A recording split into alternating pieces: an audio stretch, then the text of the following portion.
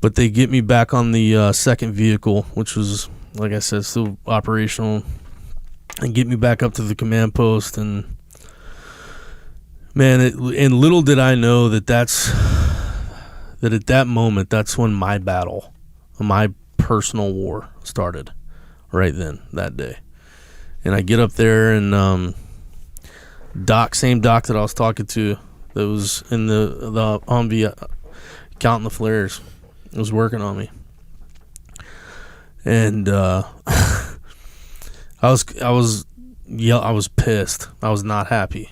And I was yelling at Doc, and I was like, Doc, you gotta hit me. And he was like, I already did.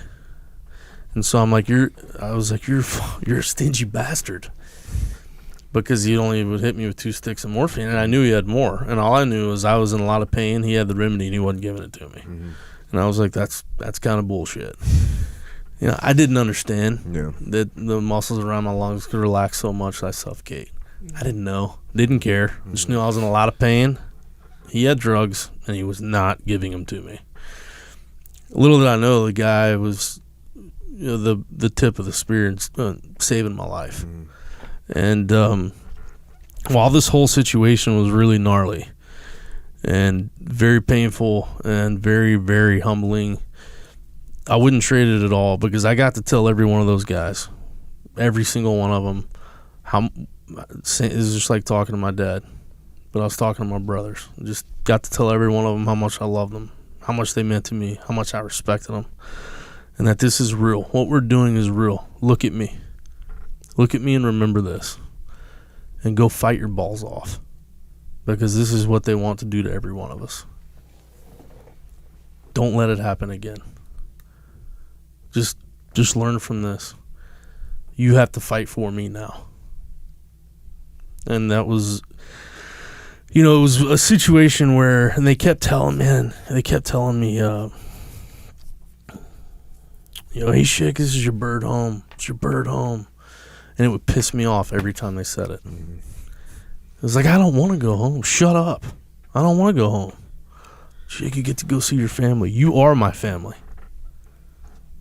I'll see them when it's time to see them. You know, it was that.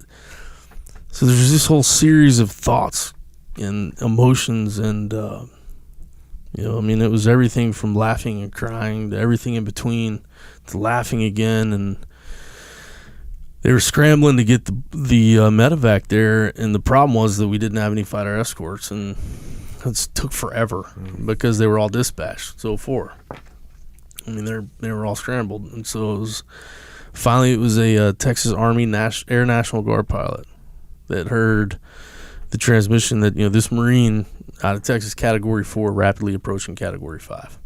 So Category 4 is urgent surgery, Category 5 being expectant. And he finally got his crew and said, screw the rules, we're going to get this Marine. I mean, he came and got me. And I remember when the guys were loading me on the Black Hawk, and my platoon sergeant was the last one on, and man, that was an emotional experience, dude, because it was, anyway, platoon sergeant's on, and he kisses me on my forehead, and he says, "We'll see you soon, Jack London." Because he always called me Jack London, because my first generation Marine is Jack London Schick, second generation is Jack London Schick Jr. So he always called me Jack London, because I guess Jake wasn't good enough. But when he said it, he was trying not to cry, and I could tell in his eyes he was lying, which kind of motivated me. And I was like, well, I'll show you. I'm going to prove you wrong, and you are going to see me again, even though it wasn't my choice, right? And so the bird takes off, man, and out of everything I've been through, from day one to now, that was the hardest moment. Hands down, no questions asked, was leaving those guys. Hands down, that was the hardest moment. Because that's when I was taught just how human I am and just how irrelevant I am. And it was a very, very hard experience to leave my family in harm's way, and there wasn't a damn thing I could do about it. You talk about being humbled. That will humble you. And we get up in the air, and I'm able to get the attention of one of the litter crews, a young dude. I mean, again, I'm 21. He was probably 18, 19, but military years, that's eons. And he comes up and he puts his left ear right in front of my face. And I yelled as loud as I could, because as you know, on the back of one of those birds, you don't have a headset on, you can't hear shit. Mm-hmm. And I yelled as hard as I could, how long? And I remember when I did that, I felt life leave my body. I knew I was dying. Did they tourniquet you already? The doc tourniquet you? Yeah, over and over. Yeah. I mean, I was bleeding everywhere. Yeah. And did you have shrapnel wounds? Yeah. So it was not just your leg and your arm. No, I had shrapnel everywhere. I had a shrapnel on my chin, side of my face, my neck, my right arm, left leg. It was bad. And had I not had that SAPI plate in my flak, I'd have been dead. There was a piece sticking out that was bigger than this K-bar, sticking out right out of the center. And my gunny took pictures of my gear. Damn. Showing guys like, hey, no matter how uncomfortable you are, this is why you don't cut corners. Yeah. And but this dude on the litter crew radios up front to the captain, and he comes back and he yells in my right ear, 12 mics, as loud as he can, or 12 minutes. And so I immediately talked to God again, right away. Hey, big man, I'm going to have to renege on that original verbal agreement, because I'm pretty sure I can do 12 more minutes. And